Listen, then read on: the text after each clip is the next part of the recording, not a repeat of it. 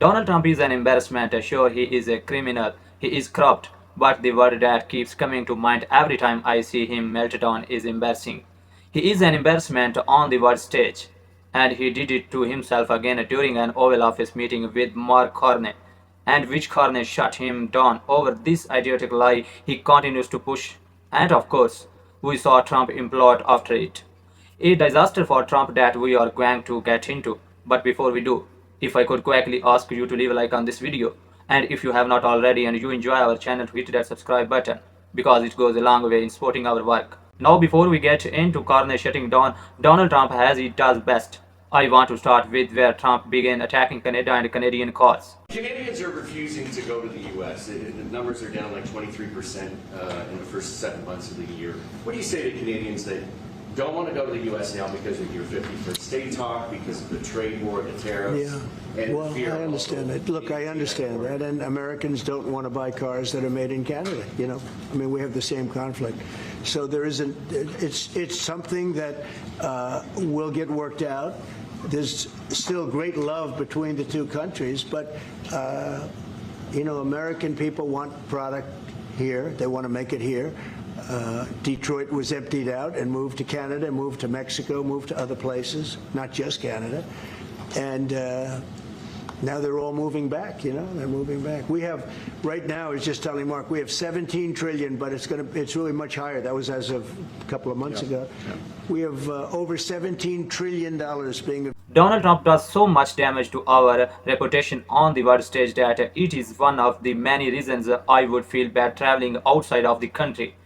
The other being, I would not be surprised if I could not get back in. If Donald Trump's mass thug said, well, let me see the pictures of JD Vance on your phone. Do you remember that story when they kept someone from traveling into the country? They kept the tourist out because he had a fake face, JD Vance photo on his phone.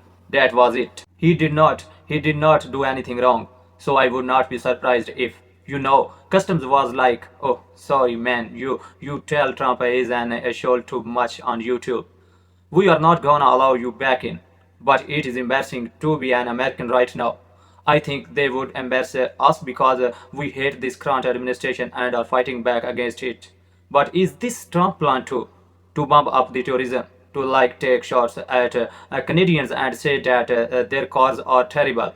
Like Donald, what are you thinking? Clearly not much. There's not a lot going on in the brain. And you can see that when he was talking about China and competing. It just was kind of a lot of slope. What more can the United States and Canada do together to counter China?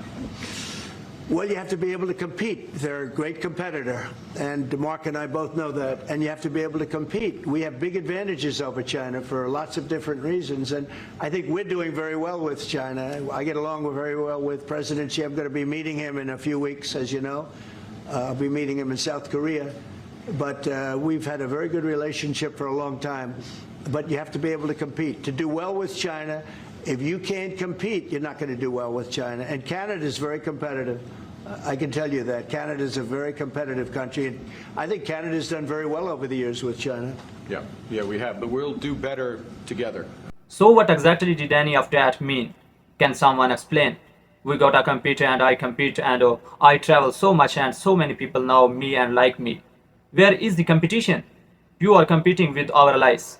Donald Trump seems to be confused who our friends are. I know he does not have a lot of them himself except his buddy Jeff, who is thankfully no longer with us. It really breaks Donald Trump up that friend you know is not around anymore. But there's no clear or cohesive strategy to what Donald Trump is still doing with our allies. And it's interesting, you know, when we look back at the way he's talked about Putin. That he said, oh, well, you know, we gotta get Putin to come to the table. Things have changed in recent weeks, which is good and hopefully we continue to see that. But whenever he talked about Putin or he would say, oh, well, you know, well, you gotta get him to come to the table. We gotta be nice, we gotta be so kind. And then when he's talking about Canada or France or the UK, it's, oh, they gotta pay. They are gonna pay and it's gonna be tough and it's gonna be so hurtful. It's like, these are our allies and you are trying to inflict maximum pain on them. Again, We know that the tariffs are just an effort for Donald Trump to grift and take billions of dollars through his crypto coin from foreign leaders. That's always the name of the game, is the grift. But Donald Trump wants a little bit more out of this. He wants to pretend that he is the big, strong, tough guy. That's why he said this about Canada and got shut down. Azerbaijan, Armenia, disabling Iran as a force of terror, and now, and I'm running out of time, but this is many respects the most important. The what merger created of Canada No, and the what United you States. have created. I'm only kidding. Yeah, your merger is not. It's not coming, Donald. It's never going to. Mark Carney knows how to talk to Trump. But whenever he's in the White House, whenever he's with Trump, he is just consistently shooting him down and shutting him down. Be like, shut up. Men like, no. Do you remember the first time he was in the Oval Office and he just goes, yeah, so I wanna make this very clear. Oh, Canada, we are not for sale and we are not gonna put up with that shit. And then Trump goes, well, I do not know. And he's like, no, that is what Mark Carney does. That is what Mark Carney shows everyone they need to be doing. But clearly Donald Trump was not a fan of getting shut down. So he decided to pivot to other topics in which he thinks he looks strong and tough. I guess beginning with transphobia. I mean, basic things. We're not. We're not going to take your child away and change the sex of your child. We're not going to do things like that. What they're doing to the country is so incredible, and they got away with it with all their woke crap, and now it's stopped. The man and his brain are actively imploding before our very eyes. What is going on with him? He just decides out of nowhere. He wants to start attacking trans people, making up lies, these disgusting narratives.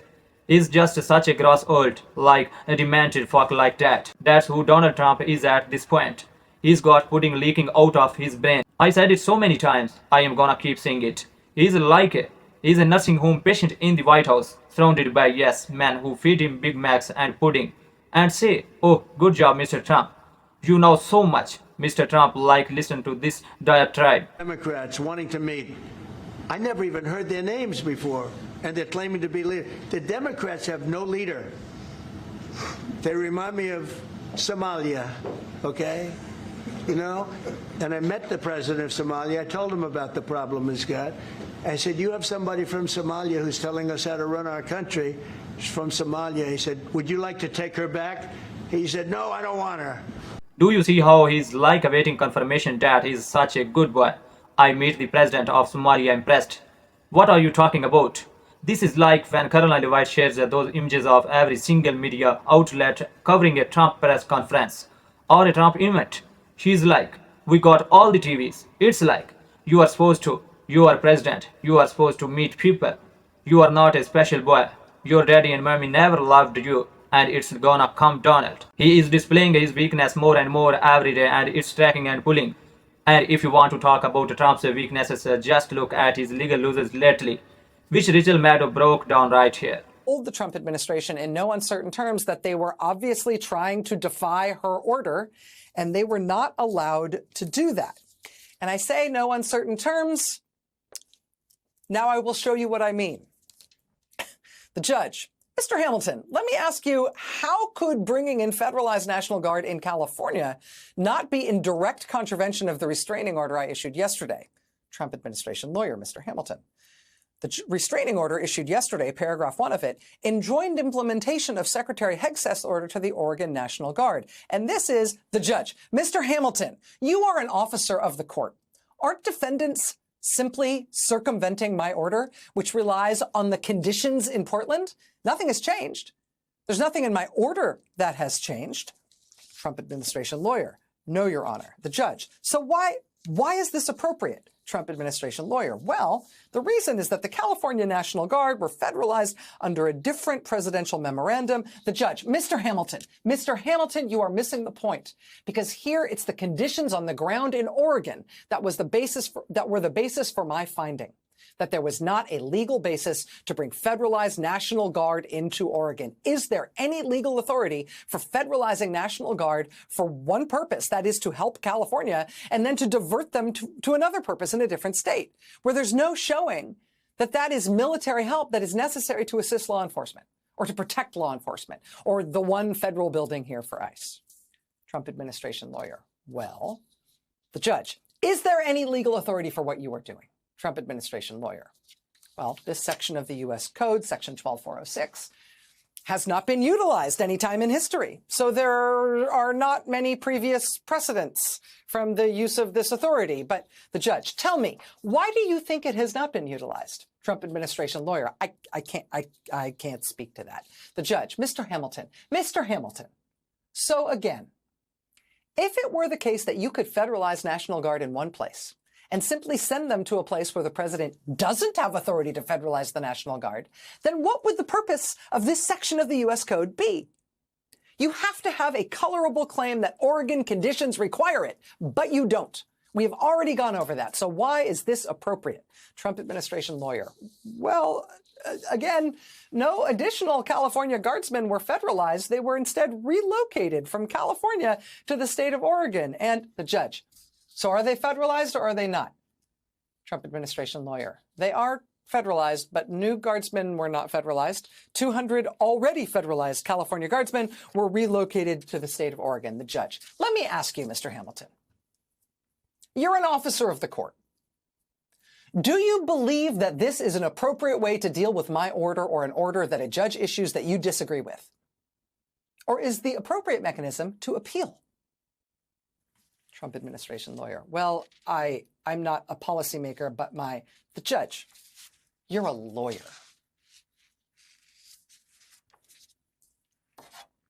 That's how it's going for the Trump administration in court in trying to send in the troops to Oregon. We'll see how it goes in Illinois, right? I mean, Trump does not seem to have the law on his side on this matter. He does not seem to have the people. I say this so much, and please tell me if I need to stop saying it. I think it's important. So I am going to. But Donald Trump wants you to think that he is inevitable. That is the word Donald Trump wants you to think, that he cannot be beaten. It does not matter where or when he's gonna win every lawsuit. And even when they come back bad, he's just gonna ignore it. That's not the case. Trump is in some small ways, some few ways still beholden into the law, right? He is not a dictator yet, but what will make Donald Trump a dictator is when we say he is and give up. That is what he wants from us. He needs us to bend. He needs us to give up hope. And we cannot do that. We cannot capitulate in advance thinking that it is the easier path to take. We have to fight and be louder, and be tougher, and be meaner, and get into the fucking mood with this shit. Okay, that's what I need y'all doing every day. That's what we are doing on this show. And if you want to support that, as always, you can hit that subscribe button, leave a like on this video. And if you stuck around to the end, drop a blue heart in the comments. And until next time, I will see you soon.